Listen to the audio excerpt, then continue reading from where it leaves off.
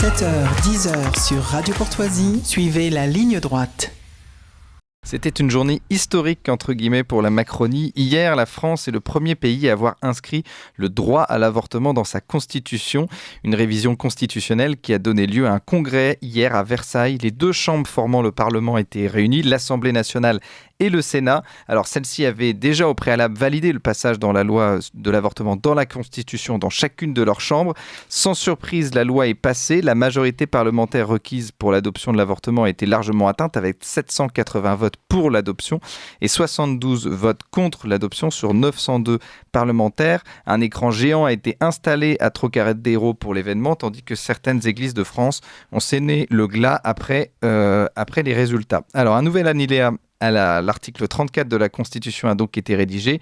La loi détermine les conditions dans lesquelles s'exerce la liberté de la femme qui lui est garantie d'avoir recours à une interruption volontaire de grossesse. Pourquoi ce passage de l'avortement dans la Constitution ? Jusqu'à quelle limite pourra-t-on étendre ce droit ? Pour en parler ce matin, nous sommes avec Frigide Barjot. Bonjour Frigide Barjot. Bonjour, merci beaucoup de m'inviter en ce triste jour. Alors vous êtes Je suis en noir. Vous êtes en noir et vous êtes délégué général de l'Avenir pour tous. Alors, le narratif de la Macronie au départ, c'était notamment que cette décision était une réaction aux États-Unis avec l'arrêt Roe versus Wade qui donnait le droit donc aux États-Unis de légaliser, d'avoir sa propre législation sur l'avortement.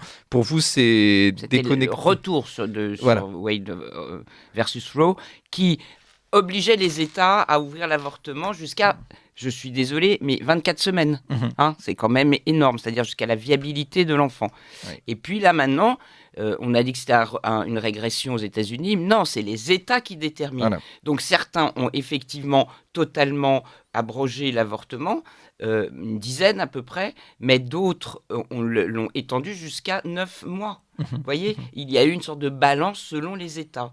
Et effectivement, la Macronie s'est servie de ce prétexte, je dirais, pour dire « Oh là là, c'est terrible, ça va se passer en France. » Ça va se passer.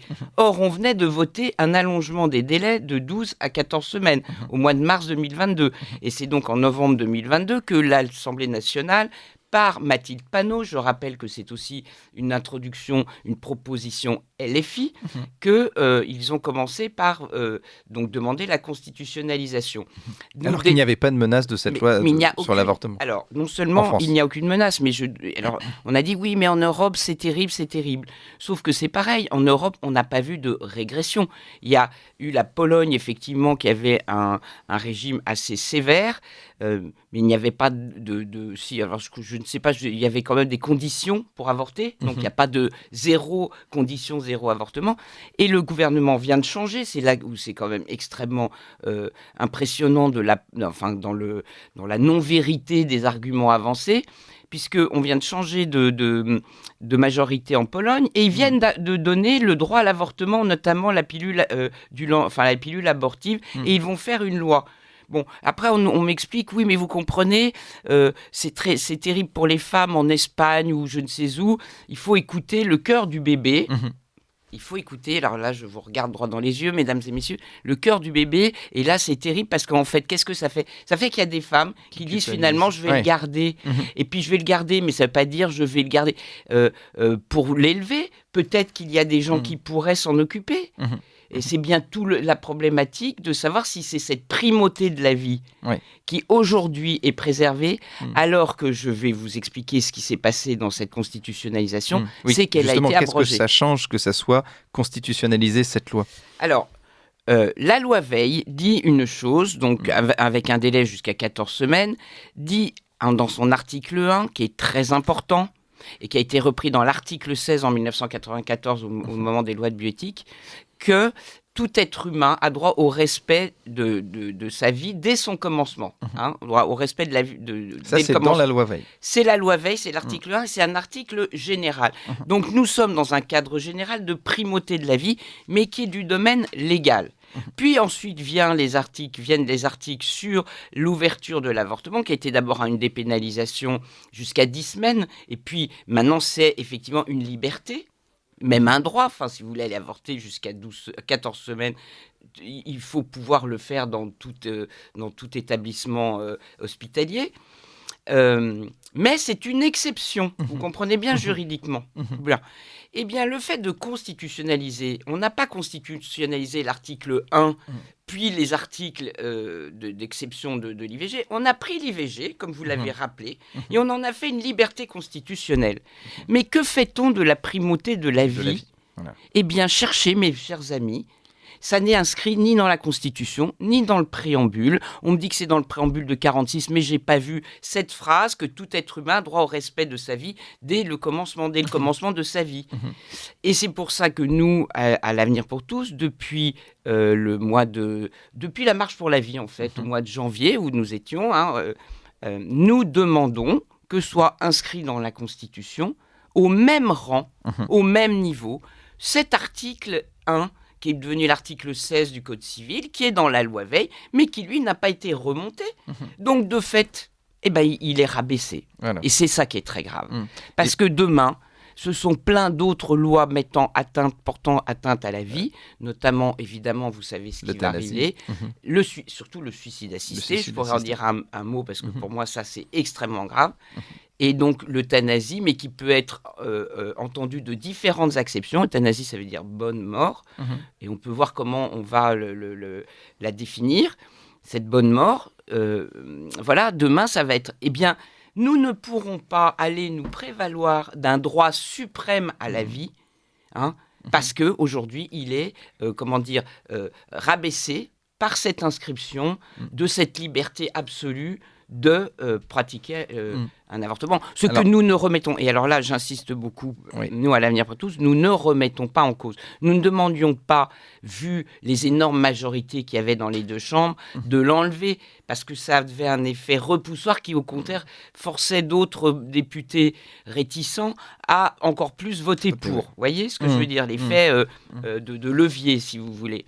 Mais en revanche, dire qu'il faut remonter au même niveau cet équilibre, d'abord de primauté de vie, puis d'exception d'enlever la vie, là oui, c'est un vrai combat que nous continuons aujourd'hui. Comme ce qu'il y avait dans la loi Veil. Alors je pense qu'il y a toujours d'ailleurs, mais ce n'est que légal, alors maintenant vous avez...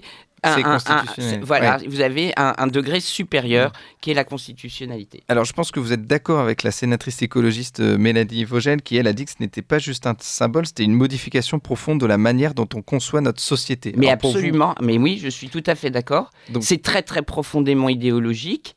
Dans cet ordre où on accepte la vie comme principe suprême, donc effectivement ce droit naturel que les gens de gauche, enfin que la gauche en général, et où même certains libéraux refusent d'être soumis. Comme disait Caroline Fourest, la nature est fasciste. Si la nature est fasciste, effectivement, il faut se servir de tout pour la supprimer, de la loi, et notamment de la Constitution française. Sauf que, chers amis, l'État français, la France, a été construite sur le droit naturel, sur le droit héréditaire. La monarchie de droit divin, c'était déjà ça, et ça a fait le premier État constitué qui a donné après une république aussi solide qu'était la monarchie, enfin à l'époque qui était solide, du temps du général de Gaulle. Voilà. Mais maintenant, ceci est inversé totalement, vous comprenez ? Après, vous pensez que c'est aussi un coup de com' de la Macronie pour faire oublier la séquence désastreuse au Salon de l'Agriculture, puis aussi pour faire oublier, pour créer un débat justement sur un sujet dont la majorité, malheureusement... Je pense que ça va plus loin que ça. Les Français sont... Je pense que compte tenu des paroles... Ça fait partie en tout cas de l'agenda politique d'Emmanuel Macron. Il détruit en interne, si vous voulez. Il annonce des trucs terribles vers la guerre en disant qu'il va envoyer des troupes au sol. Et il réunit un congrès qui vient de donner 780 voix avec toute la droite quasiment qui a voté pour. Justement. Il vient de se... Oui, on va en parler. Parce que, heureusement, il y a des gens qui ne sont pas allés voter, plus que dans les 2 premières assemblées. Ça, je vais vous le souligner aussi, les chiffres sont quand même moins désastreux que ce qu'on pouvait imaginer. Mais donc je pense que M. Macron, il vient de se faire, et là il va faire je ne sais quoi, une cérémonie le 8 mars de scellement. Il va graver, il va sceller la mort dans la Constitution, ça c'est magnifique. Mais en même temps, ce qui est dramatique, c'est qu'on voit qu'effectivement, il a une majorité bien au-delà de sa majorité. Oui. Et ça, c'est aussi les élites conservatrices qui ont trahi en partie leurs idéaux, c'est-à-dire qu'ils sont allés voter pour cette constitutionnalité de l'IVG. LR et RN, et surtout RN, mais alors c'est absolument impressionnant. On a même les votes contre qui ont reculé encore, alors j'ai pas tous les noms, mais on a perdu... Il y avait 80 votes contre sur les derniers votes des deux assemblées, chacune respectivement. Il y avait 50 contre au Sénat et 30 à l'Assemblée. Et on passe à 72 contre. Vous voyez, donc on a perdu des contre. Et ça n'est pas faute de leur avoir écrit, je peux vous dire. Parce que nous, ça fait 1 mois que nous leur écrivons sans les engueuler, en leur disant qu'on veut remonter le droit à la primauté de la vie, le droit à la vie dans la Constitution. Malheureusement, on n'a pas été assez nombreux et j'aurais dû venir en parler chez vous avant. Mais bon. Pourquoi ? Parce que ça coûte trop cher pour un politicien de s'opposer à cette constitutionnalité. Mais quand vous voyez l'unanimisme médiatique, quand vous voyez que des émissions qui rappellent juste, comme je pense à Enquête d'esprit, qui rappellent juste les chiffres dans le monde, 73 millions d'enfants non nés, donc il paraît qu'on ne peut pas dire morts, mais donc d'enfants qui n'ont pas droit à la vie. Enfin, c'est quand même 73 millions de vies en moins par an, alors que normalement on lutte contre la mort. C'est le principe même de notre humanité. Bon. Et de dire ça, bien, on se fait écharper, on va devant l'Arcom, on n'a plus le droit de le dire. Enfin voilà, il y a un vrai problème de liberté d'expression quand même qui se grève derrière tout ça, mais qui va être compliqué. Et donc à partir de là, cet unanimisme fait que ça rentre dans le cerveau des gens qui n'ont pas bien compris de quoi il s'agissait. On dit 81% sont pour ou 82% sont pour cette inscription. Mais est-ce qu'ils ont compris le sens que ça avait ? Non. Mais... On leur parle de liberté de la femme. Oui, bien sûr, tout le monde veut une liberté de la femme. Mais au nom de la disparition de la vie, non. Là, je crois qu'ils ne seraient pas d'accord. Et on parle aussi de santé publique. C'est notamment La Croix qui a écrit dans un article, c'était hier, en ce sens, l'IVG participe de la santé publique pour éviter le pire. Est-ce qu'on peut se dire que même les catholiques ou une partie des catholiques ne s'opposent plus aujourd'hui à l'avortement ? Quand on a vu que personne n'en parlait, sauf le dernier dimanche, la veille, certaines paroisses avaient... si vous voulez, on est dans une sorte de dictature du silence par rapport à ça. On ne peut plus en parler. Ça me rappelle d'autres sujets, pardon. Vous vous souvenez que j'ai mené un grand combat, non pas contre les homosexuels, mais contre le changement de l'union procréatrice pour donner la vie. C'est toujours un problème de la vie, voilà. On n'avait pas le droit d'en parler, on était mal vus, etc. Mais alors là, l'avortement, c'est au-dessus de tout. Pourquoi ?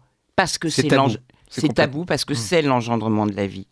Et que ce que nous sommes en train de vivre aujourd'hui, c'est une avancée de la mort sur la vie, parce que des technologies ont pris la main sur la vie. J'entends évidemment par là la numérisation du génome, tout ce qui permet de prendre la vie biologique pour en faire une vie numérique, technologique, avec des datas qui ne nous appartiennent plus et nous ne sommes plus souverains de notre propre corps, de notre propre biologie. On croit être libre, mais en fait, on donne les pouvoirs à d'autres gens. Et à une technologie. Alors, vous craignez aussi, Brigitte Barjot, l'objection de conscience des médecins concernant l'IVG, parce que je le redis, donc, dans Simone Veil, en 1974, elle écrivait « Je le dis avec conviction, l'avortement doit rester une exception.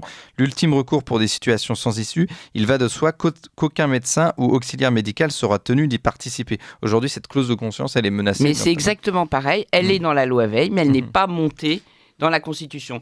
Alors, on peut dire qu'elle est inhérente à la primauté de la vie. Un médecin qui refuse de pratiquer un avortement, c'est qu'il ne veut pas donner la mort. Si on avait inscrit la vie en premier, la liberté de conscience aurait été de fait garantie, la liberté de conscience de ne pas donner la mort. Mais elle n'est pas inscrite. Donc, les médecins ont tout intérêt. Ces médecins qui vont être confrontés à la loi d'euthanasie, à la loi de suicide assisté, ils seront quand même un peu concernés. Ils devront faire une ordonnance pour prendre une pilule létale.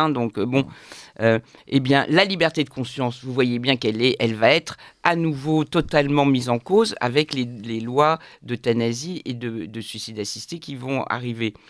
Donc, la façon de aujourd'hui protéger cette liberté de conscience, c'est aussi de demander de remonter le niveau juridique de la primauté de la vie, du droit à la vie dès le commencement. Et puis il y a aussi une dimension totalitaire, c'est-à-dire qu'on vous explique qu'il n'y a qu'une manière de voir aujourd'hui l'avortement. Si vous vous y opposez, vous n'avez pas le droit de vous y opposer, en tout cas en tant que médecin. Alors, je ne sais pas dans quelle mesure. Alors déjà dans la loi, un médecin, aujourd'hui, si la loi n'a pas été abrogée, donc on verra bien comment les tribunaux vont juger. Il y aura une interprétation. Mais aujourd'hui, un médecin qui ne veut pas pratiquer un avortement doit indiquer un collègue et envoyer la patiente, la personne, à un autre médecin. Sauf que, quel est le vrai problème ? C'est qu'il n'y a plus de centre, parce qu'il n'y a plus de médecins. Parce qu'il n'y a plus d'hôpitaux, parce qu'on meurt déjà sur les brancards pendant 10 heures, 12 heures dans les services dans les couloirs d'urgence. Oui, donc c'est un autre problème encore. Mais ça c'est un vrai problème de santé publique, c'est celui-là.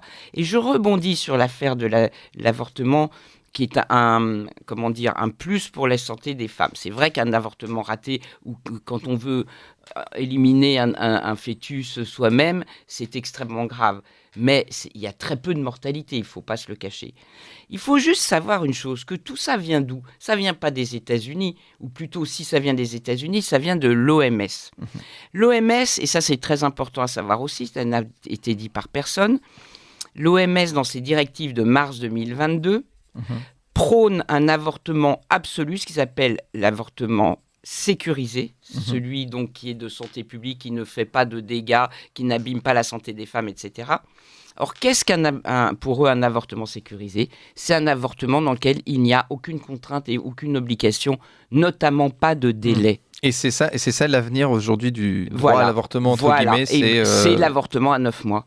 Je vous rappelle que dans la loi de bioéthique de 2021, qui a eu un long parcours de 2018 à 2021, il y a eu une version où un avortement non médical, parce que médical c'est jusqu'à 9 mois aujourd'hui, de toute façon depuis la loi Veil, c'est comme ça, mais non médical, c'est-à-dire volontaire, à la décision de la femme, pourrait aller, on ferait sauter le délai, en fait. Voilà, c'est ça. Et donc, c'est ça l'avenir de ce droit à l'avortement, aujourd'hui en France. Surtout qu'il est constitutionnalisé, c'est ça le problème, c'est les 9 mois, c'est plus de vie du tout, in utero, c'est-à-dire pas d'engendrement de la vie. Voilà, c'est un très grand combat et j'appelle tout le monde aujourd'hui à, évidemment, demander ce droit à la vie dans la Constitution. Et si je puis me permettre, allez-y. Il y a une pétition sur notre site avenirpourtous.fr. Avenirpourtous.fr. Écoutez, on invite évidemment les auditeurs. La pétition, il y a déjà 2000 signataires pour ce droit à la vie. 2000 signataires à aller donc signer cette pétition. Et des très beaux témoignages, dont un de Marion Sigaud qui est magnifique. Merci Frigide Barjot, je rappelle, vous êtes déléguée générale de l'Avenir pour tous et voilà, votre pétition est sur votre site, donc avenirpourtous.fr. Merci à vous. Merci à vous et courage à tous.